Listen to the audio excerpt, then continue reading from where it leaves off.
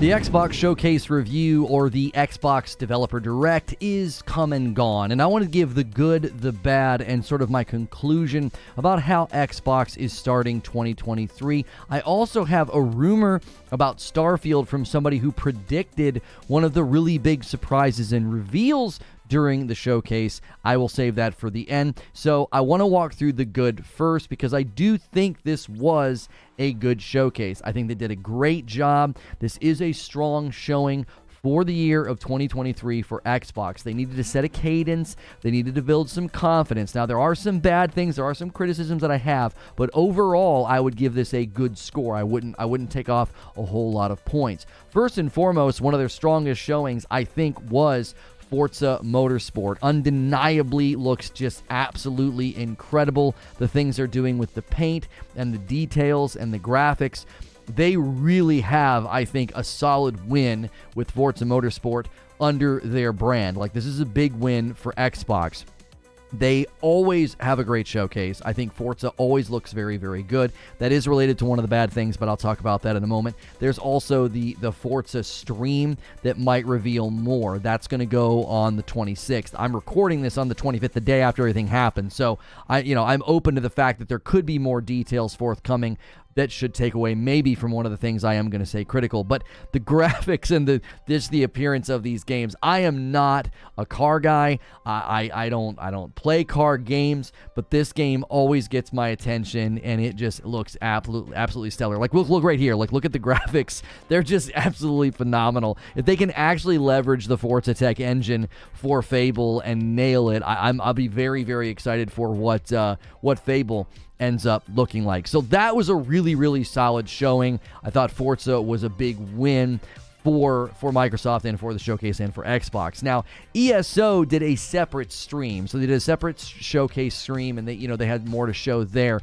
But they really walked through, I thought, a lot of fantastic details. This is a wonderful, very accessible, very approachable MMO, and to have it on a console is just another solid win for Xbox. In a world where we know, I have predicted at least, MMOs are going to continue to become more popular, especially more mid-lane, more approachable MMOs, and The Elder Scrolls Online just continues to show itself to be a very relevant and very well-supported ongoing game, and I know the people that continue to play this game sing nothing but its praises. So if you're looking for a really good and approachable MMO, I strongly suggest checking out The Elder Scrolls Online, especially with their forthcoming update in June. Then Minecraft Legends. Now, this one is one where I feel like people are going to maybe kind of sleep on this or maybe not quite understand it. I actually think Minecraft Legends looks like a ton of fun. The combination of sort of a strategy game with sort of an action game, I think is a really, really great spin on it. I also liked hearing that they did give us details on how PvP would work, which doesn't really interest me, but you can play the game totally co-op with a friend or with friends, and it looks like an absolute blast. Now, I'm not really big into like strategy games. I'm really big into the top-down RTSs, but I thought Minecraft Dungeons was a really, really great use of the Minecraft brand in a dungeon crawler, and this game is sort of taking two games types, that people like, sort of open world adventure and an RTS sort of a strategy game, and they're sort of blending it together. So there is no sort of waiting and pointing and clicking. It's all action oriented. Minecraft is one of the biggest brands under the Xbox heading. So this, again, I thought falls under the good category. It was a good showing. I think people sort of, to their peril or just to be in error, they're like, Minecraft, who cares about Minecraft? Minecraft is huge. Minecraft is very, very popular. Now, the one title that we were really, really hoping to see a lot more of, we actually did get to see a lot more of, which was Redfall. And I was hoping, my sort of stretched out Hail Mary hope was that when they showed us Redfall and talked about it, they were going to sort of address some of the critiques and some of the criticisms that they've already received about the co-op gameplay. I've continued to say that the host only having their progress in the story and the story mission save, I think that's a mistake, because all your loot is going to be coming with you. Your progress is going to come with you. So you're going to level up, you're going to get better loot, and then when you go back to your game, you're going to replay all the missions all over again. I had this experience in Dying Light 1, and it was a really a giant shock and a huge downer. I played for 4 hours with my buddy, and none of it counted in my own game. I was like back at the tutorial. So I was kind of hoping for that, but I still think it was a solid showing. I am going to talk about Redfall a little bit in the bad section, but overall, I think the game looks good. Now, according to rumors, it's not in great shape. It's going to launch in a rough state, according to things that we're hearing. And the internal delay to May rumors ended up being true. So if more things are kind of leaking from the game itself out into the public, they might be accurate, because they already nailed the fact that, hey, this thing's getting an internal delay till May. Well, that came true. And now we're hearing that it's going to actually end up launching in a rough state. And I thought the gameplay, looked solid, but I'll talk a little bit more about, the showcase from, another perspective in a moment. Now, the surprise of the day, and I think this is where they kind of had a slam dunk, personally, I think this is a really, really good PR win for them, was Hi-Fi Rush. This was an absolutely wonderful surprise. It's a super cool looking game. It's a rhythm game. It kind of looks like Jet Grind Radio, if you remember Jet Grind Radio, and Sunset Overdrive kind of combined into one game, and it actually looks like a ton of fun. I'm already hearing good things. I was concerned about it having a streamer mode because there is licensed music in it, and apparently as soon as you load up the game, it asks you if you want to run streamer mode. So that is a great feature for all of the streamers that would like to play this game. I like when games are self-aware about sort of the generation of gaming that we're in now, that, hey, there's live streamers out there. They want to play your game. They want to check them out. My only sort of bummer about this one was it looked like they were hinting at some potential co-op.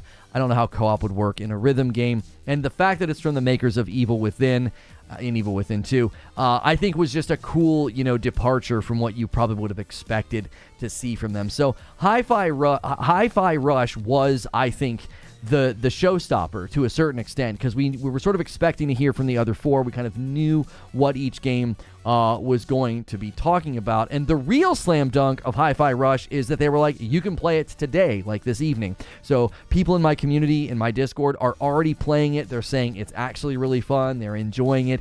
It kind of took the world by storm. I saw nothing but positive, tweets on Twitter about it. People were excited to jump in. It's a very, I think, lovable art style. People were saying it kind of reminded them of Saturday morning cartoons. And again, hearkening back to Jet Grind Radio and Sunset Overdrive, I think is a good idea, because those were really beloved titles. And I think a lot of people even lately have said that they were kind of surprised that we didn't ever see anything more like that, especially with Sunset Overdrive. So that's the good. It was mostly good, okay?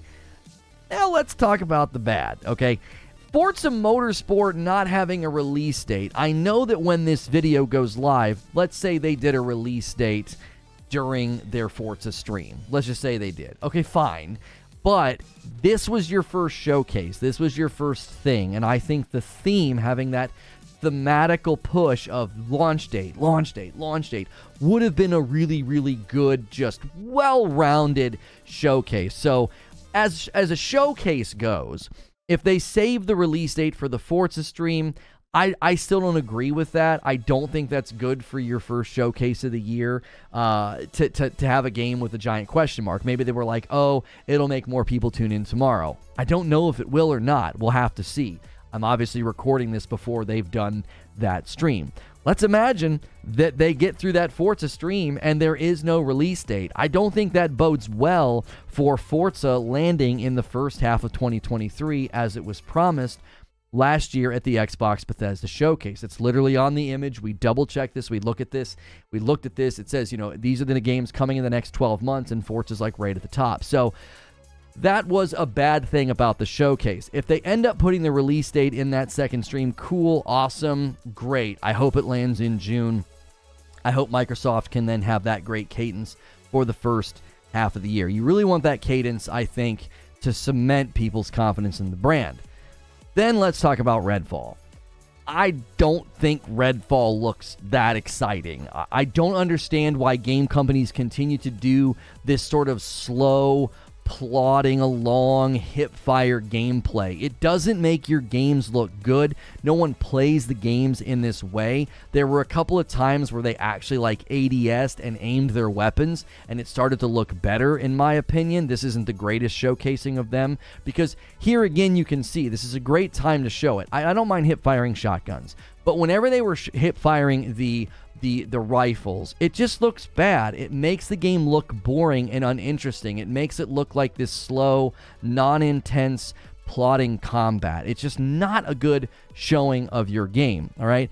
They had good things to show. They had good things to say. There was a lot, I think, to this game that we learned about, and I think companies just need to get away from this very slow movement, no one's ADSing or moving fast. No, like, show me what the game's going to look like. I don't understand why they do this. I think they rob the games of a good showcase when they opt to show it in that way. Then, I am going to state it. I'm going to state it again. I stated this in my video over on the Rundown. We have a channel purely for, like, quick rundown uploads. It's not the same as my gaming channel quite that much. We had a pre-recorded video because I was pretty sure there was not going to be a Starfield announcement about the showcase. I did not expect anything about Starfield. I'm not upset about that. I knew going in, nothing about Starfield. No gameplay, no trailer, no nothing. But to not announce the Starfield showcase, I think, was a mistake. I think that would have been an amazing capstone for building confidence for 2023. It would have been an amazing capstone. You set up all those dates. Imagine if Forza had a date. Just like date, bam, bam, bam. Here's all the games coming out. You can play this game today. And then as things kind of fade and settle, you're like, oh, and by the way, we know you want to hear about Starfield. Here's the date where you can tune in. I just think that would have been so solid. It would have been an undeniable kickoff to 2023 for Microsoft. So I am going to include that in this video because I still think that was a mistake. So my conclusion is that this was a good start for 2023 for Xbox. I'm giving them a W here. It's like, hey, nice showing, nice win, couple of missteps in my opinion, but overall, this was a good start, especially after the rough start to the year with layoffs and 343 and Halo. They just weren't looking so hot, you know, with how the year started. The cadence of releases, I think, looks to be pretty good, far better than last year. January 25th, Hi-Fi Rush hits during the showcase, basically. April 18th, Minecraft Legends. May 2nd, Redfall. June 20th, Elder Scrolls Necrom. And then apparently before the end of June, we should have Forza Motorsport. Now, what this does is this leaves February and March kind of open. You're getting a Hi-Fi Rush in January, and then we got nothing in February and March, and then Minecraft Legends hits in April. So we could see the Starfield showcase land in February or March, right? And then maybe it lands in June. This is where the rumor comes in, okay? I promised you a rumor from somebody who seems reliable.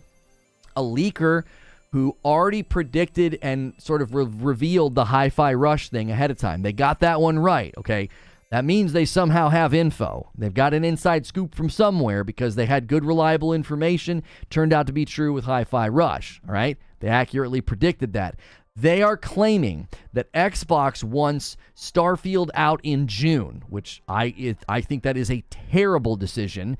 June is jam-packed full of marketing, and you got Diablo, and you got Final Fantasy 16. I would stay the heck out of June, but apparently it's what Xbox wants. However, Bethesda would prefer to launch Starfield in the fall, according to this leak. If it launches in June, this person says it's going to be in bad shape. Apparently, Redfall's also not in good shape, according to this person, but they're shoving it out anyway. They're going to do the best they can. The internal delay to May was probably about as long as Microsoft would let them. It's going to get pushed out, and it's going to be rough. So they are claiming that Starfield will come out in June rough, or Bethesda's preferring to go in fall to get more polished, to get it more ready. We don't know exactly what they mean by rough, but they are saying it. I think the actual quote, if I can quickly kind of pull it up here so I can actually read it here and have it, you know, for for this video, right? I want to have this quote. They said that they're saying Diablo's in rough shape. I don't know how they have that information, because this is based on things they've heard about this showcase. They said that Starfield will come in the fall if Bethesda gets their way. They said that Redfall is coming first and is still in rough shape and probably should use more quality control, but it's still in better shape than Starfield. That was the line I wanted to get right. I didn't want to misquote that. According to this leaker, according to this person, that Redfall is in rough shape, but it's in better shape than Starfield. So that is just not a good look. I really hope that this person's either wrong or Microsoft makes some different decisions, because it's just not going to look very good to be like, hey, we're finally getting some games, and to have Redfall hit in May and not be so hot, and then to have Starfield hit in June and to be worse than Redfall if they're both in rough shape. This is not the way for this year to go. They're just going to be getting started in the middle of this year. I really hope this rumor turns out to be false, because this is a good start, but you got to deliver. Announcements are awesome. Dates are awesome. We're glad to have dates, but if the games don't end up delivering, then none of it matters. So let me know what you thought of everything in the comments below. As always, I also live stream on this channel, so make sure to hit subscribe and the bell button so that way I can see you in the next video.